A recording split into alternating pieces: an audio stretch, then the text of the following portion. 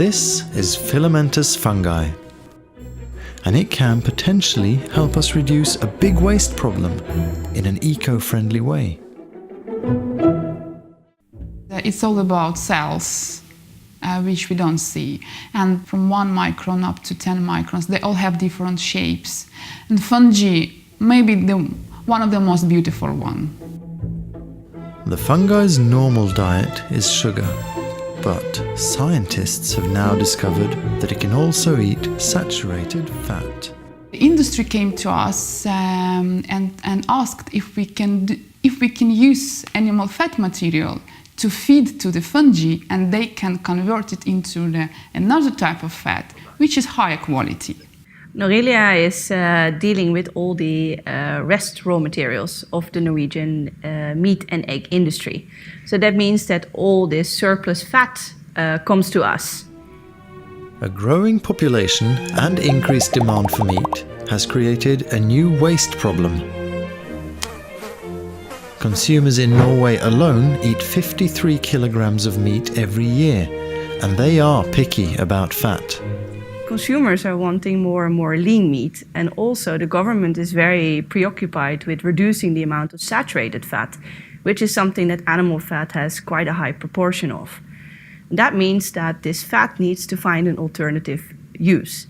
We need to make from solid animal fat a liquid where we can inoculate fungi. So that's one of the biggest challenges of the project, to formulate animal fat in the liquid form. The solid fat is melted and then mixed with the media components. And this is a problem. The fat is not soluble in water, but the media component is soluble in water. And to mix it, you make an emulsion. The fungi is inoculated in the emulsion and then incubated for 4 to 7 days. And then hopefully your fungi can grow.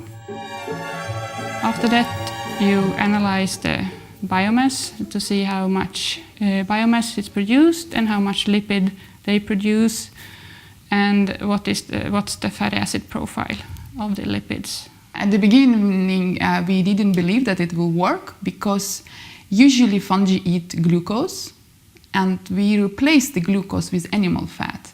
But it worked. Actually, they have a very powerful physiological system, so they've been able to eat the fat and make the biomass full with a high quality polyunsaturated fat.